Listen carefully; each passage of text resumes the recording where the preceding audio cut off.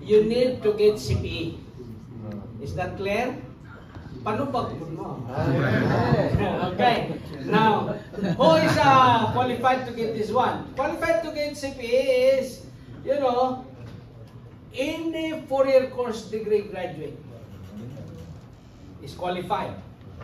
However, it is very important, and I will look at into that later on, the ecclesiastical definition as well as the legal basis in the context of the Philippines, that a chaplain is exclusive to the ministers only.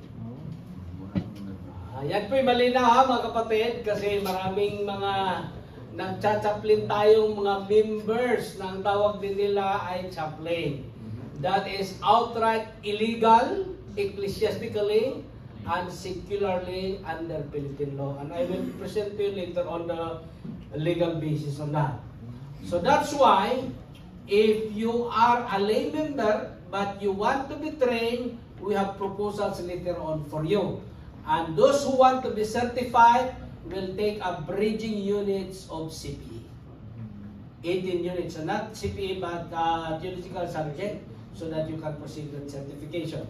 Now this is our organization. The organization, we have centers in Indonesia, in Hong Kong, in Korea, and Malaysia is working out now, and Bandung also is working out. Hopefully we can push through with that. As well as there's one in Kenya that's still in the process. Now right now I'm serving as the executive director. Pastor Lim Arit is our program director when it comes to CPA program. And Father Eugene Kagoko is our certification. He is a priest because this is a combination of many denominations. And Pastor J. Pajardo is the in charge of the social pastoral services. Now in our organization, there are many of us Adventists is there, Lem, J and I, and our corporate secretary is also an Adventist. So the boards, we are composing the boards as well as the officers. Now when it comes to training, there is a ladderized training. Number one, the basic units. You need to have 4 units of CPE for the basic.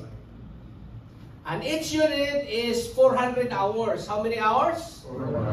400 hours. Some seminaries, I have many students before when I was supervising. Some seminaries charge academically 1 unit equivalent to 46 units. And in the standard of AECPA, every basic unit that you will take must be taken under different CPA supervisors. At least 2 CPA centers. The reason is so that you will have rich experience. Kasi kung mag-isa lang ang supervisor mo, isang style lang makukuha mo dyan. So, kailangan pa iba-iba para iba-ibang approach, iba't ibang ugali, iba-ibang perspective ang maranasan mo. Now, we also adopted because of the advent of the online. The organization also approved to adopt modality of online as well as hybrid. Now, the recent development from SSD is there is an approval, right, Pastor Rudy, that at least every union will have CPE center. At least every union.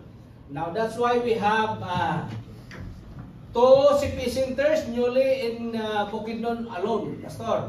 We have in Valencia and we have also in Laguitas under the Evangelicals. And Iligan also, where is Chaplain Kenneth? Iligan is applying to be a center. And where is from Davao? Who is the chaplain from Davao?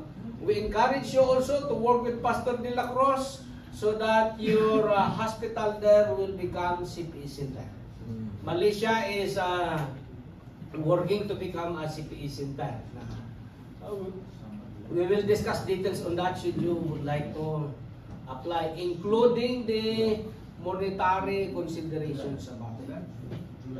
Now, when it comes to training certification for chaplains, there are 2 levels for chaplains. Number 1, the first level is you need to become certified associate chaplain. Okay, that is the first level. Requirements, at least 2 units of CPE and at least 12 units of master's degree units. And you will present and your competencies will be evaluated. That is the first level. Now, second level is board certified chaplain. The standard for board certified chaplain, you need to have master's degree and you finish 4 units of CPE. At least, there is 1 face-to-face unit if you are doing the online. That is the current standard. So, we are no longer certifying all online units. So, kailangan mga kapatid, at least meron kayong kahit isang face-to-face. Kasi napakahirap kung puro online lang ang pinagdaanan mo, kasi LDR lang yan lahat. Yung anak ng pastor in a distance nga pero meron naman daw online, ha? So, kailangan may isang face-to-face. So, that is for the chaplains. Now, because we also recognize the passion of our members. Ang dami na kasi tayo mga members na mas chaplain pang tingnan kaysa pastor na chaplain. So, sila talaga ang nare-recognize. At mas active pa, ang dami pang jail ministry.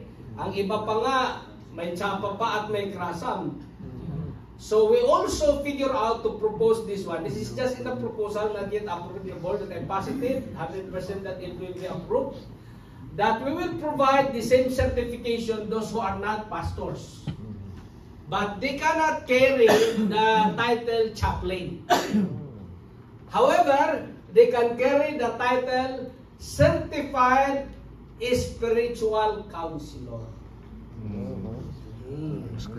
Certified spiritual counselor, the same standard, but there is a division when it comes to competencies. But the question just for the clergy and not, as well as they can be also board certified spiritual counselor.